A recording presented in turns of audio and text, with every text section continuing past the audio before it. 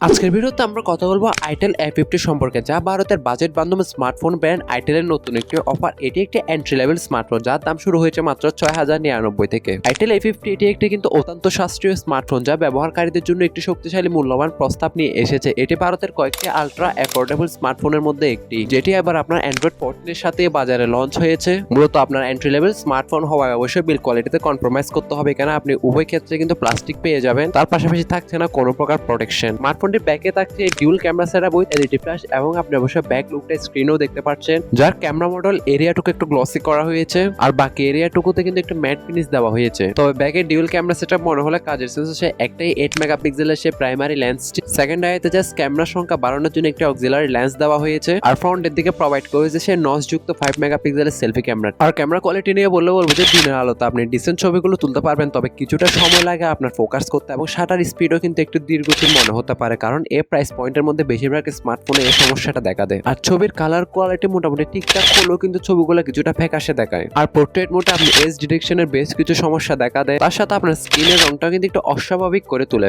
Even আপনি যদি night মোডে ভালো ছবি আশা করে থাকেন তাহলে অবশ্যই অনেক দূরে থাকবে, কারণ স্মার্টফোনটি আপনার নর্মালি কম আলোতেও কিন্তু ভালো ছবি প্রোভাইড করে না। আর ব্যাক ক্যামেরা দ্বারা আপনি সর্বোচ্চ 1080p 30fps ভিডিওগুলো ইজিলি শুট করতে পারবেন, যার ফ্রন্টে প্রোভাইড করেছে 6.6 ইঞ্চি মাপের HD+ রেজুলেশনের একটি IPS LCD প্যানেল। আর চিন এবং বেজেল এরিয়াটুকুর কথা বললে, যেহেতু এটা একটা বাজেট ক্যাটাগরি স্মার্টফোন, তাই সেটা নিয়ে আর কথা নাই বাড়ালাম। তবে ডিসপ্লের কালার ক্যালিব্রেশন আহামরি খুব একটা ভালো পারফরমেন্স করবে তা না। কন্টেন্ট ওয়াচিং এর সময় কালার ডিটেইলস এর বেশ কিছু ঘাটতি দেখা দিবে, যেটি আপনার out of the box Android 14 এর গো এডিশনের সাথে রান করতে যাচ্ছে। তবে যেহেতু আপনার বাজেট ফ্রেন্ডলি স্মার্টফোন হওয়া, এতে কিন্তু বাগ ভাল্লুকের দেখা অবশ্যই দিবে, যেখানে আপনার 2GB থেকে শুরু করে সর্বোচ্চ 4GB পর্যন্ত র্যাম পাবেন, আর ইন্টারনেট স্টোরেজ হিসেবে 64GB থেকে শুরু করে সর্বোচ্চ 128GB পর্যন্ত ইন্টারনেট স্টোরেজ পাবেন। পাশাপাশি মেমোরি কার্ড ইউজ করারও কিন্তু সুবিধা থাকছে, যাতে তারা এবারে চিপসেট হিসেবে দিয়েছে Unisoc T603, এবং চিপসেটের আন্তর্জাতিক স্কোর কিন্তু 1,49,000+, যেখানে আপনি পাবজির মতন গেম লো গ্রাফিক্সে প্লে করতে পারবেন, বাট সেক্ষেত্রে খুব বেশি ল্যাগের দেখা দিবে, আর আমার পার্সোনাল ডিভাইস আপনি গেমটা ইনস্টল করবেনই না। তবে স্মার্টফোনে